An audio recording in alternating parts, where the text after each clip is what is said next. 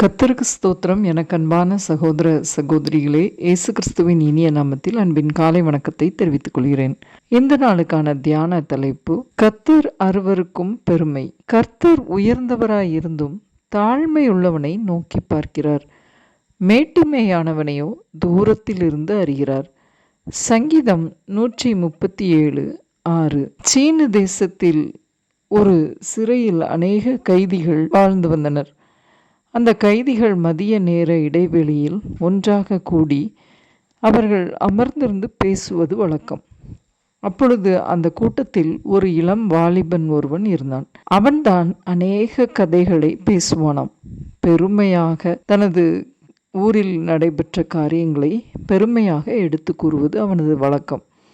ஒருமுறை அவ்வாறு எல்லாரும் உட்கார்ந்து பேசி கொண்டிருக்கும்போது தனது ஊரில் ஒரு தோட்டம் முழுவதும் நிரம்பும் அளவுக்கு ஒரே ஒரு முட்டைக்கோஸ் பெரிதாக காய்க்கும் என்று சொன்னானாம். அந்த ஒரு காய் ஊர் முழுவதற்கும் பத்தும் என்று சொன்னானாம். உடனே அருகில் இருந்த ஒரு வயதான முதிர்ந்த நபர், இவன் கூறுவது அவனது பெருமையாக இவ்வாறு பேசுகிறான் என்று இவனுக்கு சரியான ஒரு பாடத்தை புகட்ட வேண்டும் என்று எண்ணினாராம்.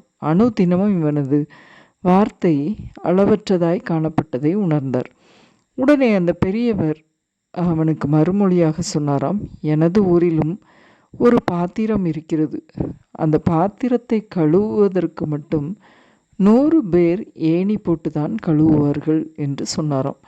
உடனே அந்த மனிதன், அது எவ்வாறு சாத்தியம்? அது முடியவே முடியாது, பொய் சொல்கிறீர் என்று சொன்னானாம். உடனே அந்த முதியவர் சொன்னாராம், உங்கள் ஊரில் காய்க்கின்ற முட்டைக்கோசை அந்த பாத்திரத்தில் வைத்துதான் சமையல் செய்து பரிமாறுவார்கள் என்று சொன்னவுடன் அவனுக்கு ஒன்றும் சொல்ல முடியவில்லை. இந்த பாத்திரம் பொய் என்றால் நீ சொல்லும் முட்டைக்கோசும் பொய் என்பதை அவர் மறைவாக சுட்டி காட்டினாராம்.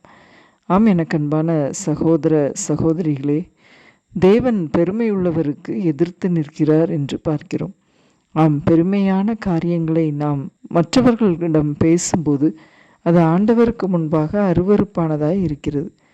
கர்த்தர் உயர்ந்தவராயிருந்தும் தாழ்மையானவனை நோக்கி பார்க்கிறார், மேட்டிமையானவனையோ தூரத்தில் இருந்து அறிகிறார் என்று பார்க்கிறோம். ஆம், தேவன் இந்த பெருமை பேச்சுக்களை எதிர்த்து நிற்கிற தேவனாய் இருக்கிறார். பெருமை பேசும் நாவை கர்த்தர் அறுத்து போடுவார் என்று சங்கீதத்தில் பார்க்கிறோம்.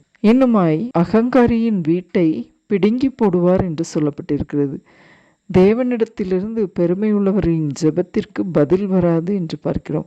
ஆம், கர்த்தர் அருவருக்கின்ற காரியங்களில் ஒன்று இந்த மேட்டிமை. இந்த அருவருப்பான மேட்டிமையான கண்களை ஆண்டவர் தாழ்த்துகிறார் என்று வேதவசனம் சொல்கிறது. ஆம், எனக்கு அன்பான சகோதர சகோதரிகளே, நாமும் நமது நாவிலிருந்து பிறக்கும் வார்த்தைகள் மேட்டிமையாய் அகங்காரம் உள்ளதாய் பெருமை பேச்சுக்களாய் இல்லாதபடி ஆண்டவர் எவ்வாறு உயர்ந்தவராய் இருந்தும் அவர் தாழ்மையானவனை நோக்கி பார்க்கிறார் என்று வசனத்தின்படி அவர் தாழ்மையின் ரூபமாய் இந்த உலகத்திற்கு வந்தார்.